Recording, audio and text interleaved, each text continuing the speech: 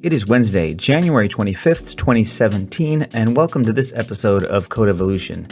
So as I kind of hinted on my last video, I've been really working hard on this genetic algorithm evolutionary platform, and each time I kind of come to a new milestone, I start to kind of pivot on these ideas about how do you make it better, how do you improve, and one of the key elements of making a good piece of software is being able to visualize what's going on under the hood. I've been writing most everything using, essentially command line and getting like command line output, but that's only useful so far when you want to come to the point where you want to see what's really happening. You need to visualize it. So one way you could do that is you could write your own, visualization engine. You could use an HTML canvas. There's all kinds of things you could do. But one very cool tool that we have at our disposal is Unity3D, or in this case, I'm just doing a 2D version of it. And Unity2D, or Unity3D, is a great way to compartmentalize code and experiment in ways that require essentially a timeline or some sort of event, or even being able to have some sort of control. Again, great way to visualize something, because in the end, if you want to display or demonstrate your code, and have it be visualized, Unity3D has so many options, including outputting to WebGL, and many other options, obviously. And it's also cross-platform, so works on Linux, as you can see here, PC, Mac, Linux. So one of the things I wanted to experiment with, and this is the super simple version of this, is there's a concept in evolutionary, at least it's a problem that you can kind of set up in evolutionary programming or genetic algorithms, that basically you have this what's called an eater, and the eater needs to find the food, right? Now there's actually a JavaScript demo for this. You can type in genetic algorithms JavaScript in Google, and you'll find this very, very cool, straightforward experiment, kind of thing that demonstrates on an HTML canvas this kind of eaters concept. Now, what I've done here is my goal is to create a problem for the computer to solve, and that problem is that there will be somewhere within the prescribed environment there'll be a piece of food. And that eater has to find that food and obviously eat it. So we'll hit play here. Now, what I've done is, and this is the important bits, is I haven't written any, and this is why this is the kind of the part one of all this kind of video stuff, is I haven't written any code to do any artificial intelligence or anything. But I need to set up the construct to allow it to do its job. So the problem really is as simple as, okay, well, I've got this eater, and I'm using the keyboard here, and I'm up arrow for forward, and then right and left for turn, and then, that's it. So what I need to do is come up with a way of saying, hey, I need to get to the food and eat it, right? And then it resets and goes again. Get to the food, eat it, right? Now this is being done manually by me. Essentially, I've kind of gamified it for myself, but that's going to define the parameters by which the AI or genetic algorithm engine can figure out the best and most optimal way to find the food. Now we're cheating here because we're humans and we can see where the food is, right? But the goal of eaters is that the eater is blind. Essentially, it's like a blind worm, or an insect that's basically just kind of moving around kind of randomly, what looks maybe randomly, to find the food. And in this experiment, what I'm trying to find is, I'm not doing like, if you go to that genetic algorithms JavaScript version, you'll see that there's just a whole plethora of eaters, and they're all trying to find food. And there's a field of food, right? And so it's the one that eats the most food that's the winner. That's not what I'm trying to accomplish here. I'm trying to accomplish, for a given single bit of food and a given area, get an eater, basically an eater needs to evolve a pattern that will find the food in the least number of turns. So there's kind of a concept of, this is basically a 10 by 10 square grid where this is moving around in it. When it collides with the food, bing, we start over. Now this 10 by 10 grid, is just a limitation that I'm setting on it to simplify things. But if you consider 10 by 10, this eater should find the food in this, within the number of squares available, right? 10 by, there's 10 by 10 squares, so it should find it in less than 100 moves on the board, essentially, right? I want, I may include that turning is an actual, you're expending, he's expending energy when he turns, and he's expending energy when he moves forward, right? So it's kind of one of those things, as the more energy you expend, the worse the algorithm is, right? To find the food. So on average, over many generations, you're going to find an eater that hopefully follows a pattern that uses the least amount of energy to find food within the given environment of 10 by 10. So that's the basic setup for this, right? Okay, maybe we don't know what it's going to do, really. I don't know. I mean, maybe there's some mathematical genius out there that's like, oh, we did this in class just last week, and it's blah, blah, blah, x squared or something, And I don't know. I don't know what it's going to do. And again, given different parameters, like maybe a larger environment, maybe potentially more than one bit of food, I don't know. I want to keep it simple in order to create this evolutionary environment here, right? So now that I've kind of talked about the problem, let's look at just a quick look at the code. So, people can get familiar with, a little bit familiar with how to do this in Unity. I think Unity is a great tool because you can publish it anywhere. You could, essentially build it as an exe. You can share it with your friends, and there is a very simplified environment. Sure, you have to learn a few things, and you probably got to look up some certain things to understand it if you've never used Unity before. But again, as a platform for doing what you need to do in visualization, it's a great way to go. Especially in my case, I'm really trying to experiment around with using .NET Core and C#, for performance reasons, versus kind of going back and sticking with TypeScript and maybe an HTML, canvas. That's kind of my current steez, is I'm trying to play around with it. So let's look at this. How do you do these things? First of all, if you're not familiar with Unity, understand that Unity is a very kind of a simplified environment for 3D and 2D, where you have, an object, and that object has different properties, right? Like you've got the position, rotation, scale, all that stuff over here on the right side, okay? And then you have a lot of other things that you can do. Like, for example, you'll see here that I've defined the colors of these things. So I've got this eater color, I've got this food color. Also, keep in mind, this is another really cool thing about Unity, is this kind of live edit capacity. So I'm pretty sure I can change the color of my food, and this is in the middle of playing. So that's also a really cool feature here. So I've got this color here, and I'm adjusting it up and down, right? Super cool stuff. But we'll stick with green for food and kind of this weird orange for the eater. Now, aside from being able to do kind of live edit and things like that, so I'm going to pick, again, here's my hierarchy. There's a camera. I put a light source. I've got what I call the program, which is just basically an empty object. In this case, it's calling it a sprite. And that is the container for my eater, the food, and the actual, there's just this little marker for the center. I kind of wanted to know where the center point was. And the boundary is just the plane. It's just the area of which it's not even really mapping to any code or anything yet. It's just an area to show, kind of faking the boundary.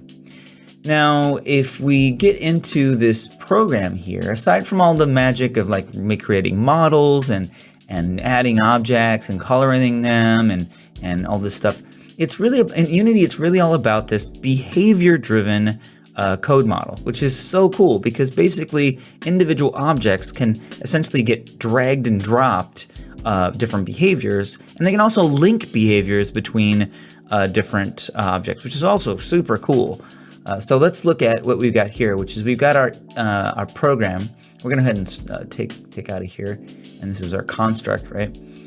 And then I've got this, I originally just called it a startup script. So this startup script is the core behavior which drives the things going on. So with startup, the cool thing about, that's another thing that's cool about Unity is you can specify, we're going to go ahead and, I've already got it open here. You can specify public properties, and those public properties will properly abstract out to a user interface that you can define, and like in this case, what's the width and the height of the area. And as you saw here, yeah, I've got width 10 and height 10, and that's awesome, right? I just specify it in the UI. Now, then I added some more stuff, but we're gonna get into that here in a second. These are some other properties, but the fundamental thing that makes up a behavior, in this case, they're saying mono behavior because Unity has been developed to work with mono, and so it's cross-platform, right? We've got a start method and we have an update method, and that's really all that it makes up. So when the behavior initializes, it does, you can put code in here to do something, and then for every tick in the animation, you can do the update. Okay. Now I don't want to get too deep into this, but I highly suggest for people who've never played around with Unity, go play to get used to this. But I'll cover some of the concepts to help get people started. Again, being able to specify public properties are great. Private properties as well are extremely useful in this case. So when I start it up, I basically define what's the direction that the eater is pointing. In this case, and I'm using kind of a fake rotation. I don't want to do all this Euler math that decides what's the 1 and -1 + 1 direction. So I can use a static on vector 3 called up. And so up is basically in the y direction, positive in the up direction, okay? And then I decided, well, I need to know kind of where is there a midpoint in my width and height. So I just kind of specify it and keep it as a private variable. I then define I have to get the actual children kind of objects that I have, like food and eater.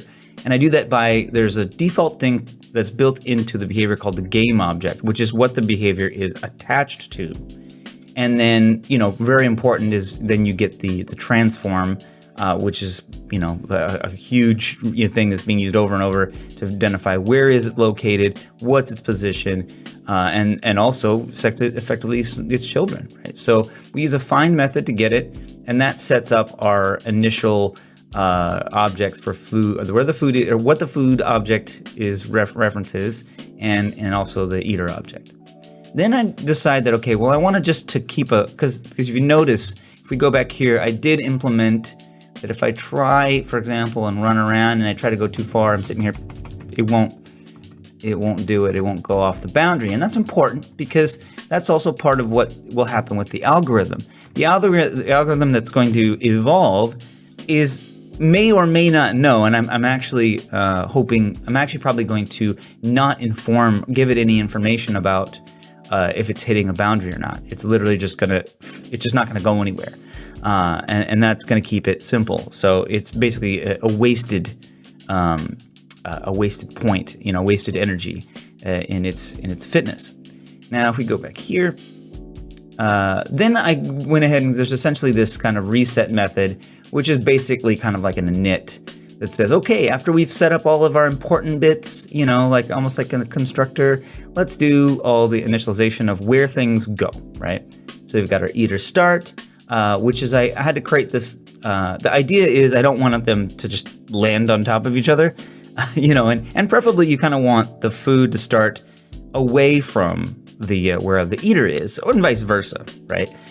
So what I did was I basically said, give me a random position that isn't 0. It's important that it's not 0. It has to be offset from 0, because we're going to get in, that would be silly, because then you can't really pick a truly opposing point on the board if by chance it's at 0.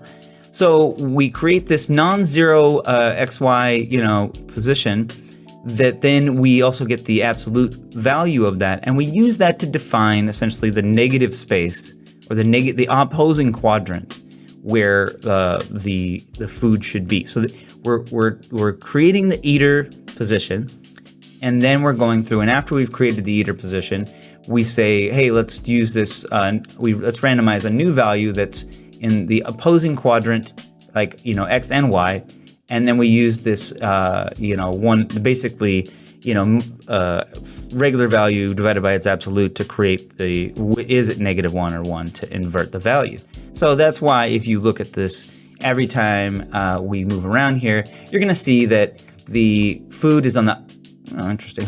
It's not actually fully opposite here. Maybe I've got some, let's see if, what's going on. It should be on the opposing quadrant every time. Yeah, it may be just kind of a weird offset that I didn't consider, like width and height. But yeah, you can see here it's trying to be away from the eater. It doesn't land on top of it. And that's what that's solving, okay? Now that we're done here with reset, we're done with our, we've looked at this function here, and we've looked at our start, okay? And this, again, setting up a randomizer was also part of the, you can initialize, obviously you can initialize values in privately, and that's fine.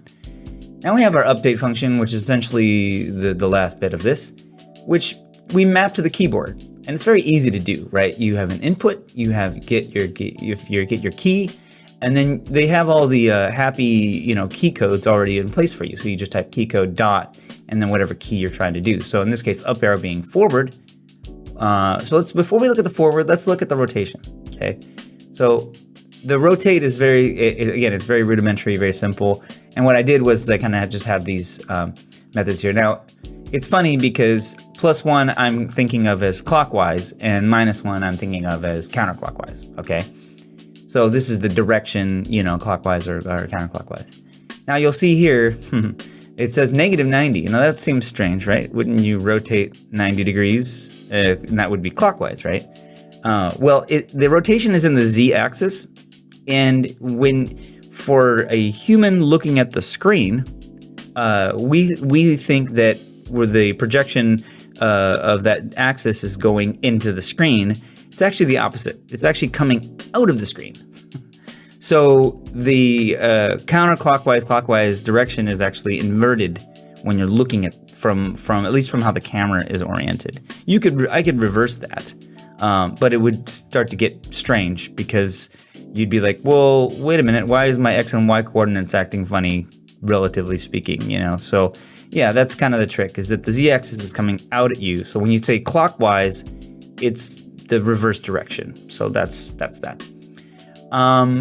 And so now we have this thing where we say, well, how do I specify? What I'm trying to do is, what is the forward direction in a sense of X and Y, right? Is it going up? Is it going left? Is it going right? Is it going down?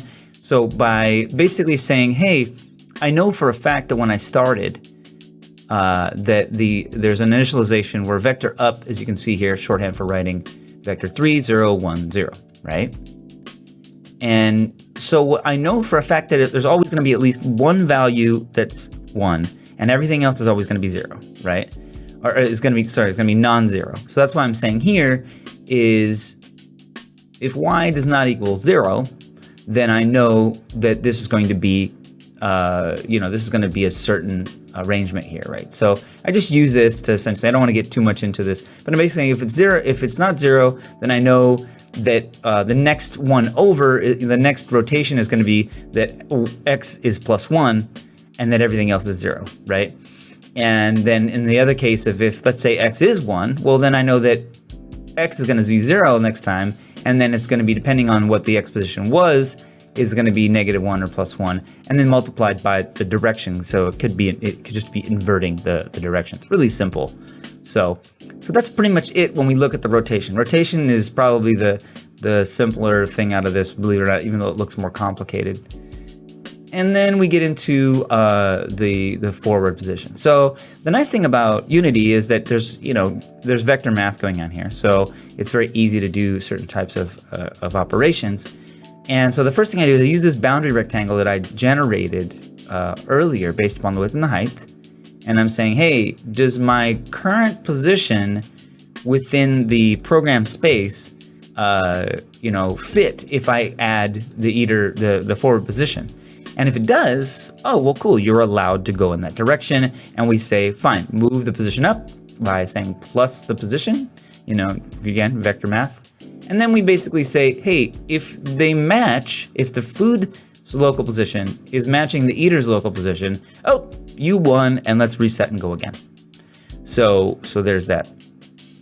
So that's pretty much it. I just wanted to do a review of this setup and talk a little bit about, again, this is maybe a little bit different for people who have been following me because of TypeScript. But I'm a very agnostic person when it comes to code. I think everybody should learn more than one language so that they learn the intricacies or the commonalities of the language and some of the interesting subtleties of each that they can maybe apply it to another.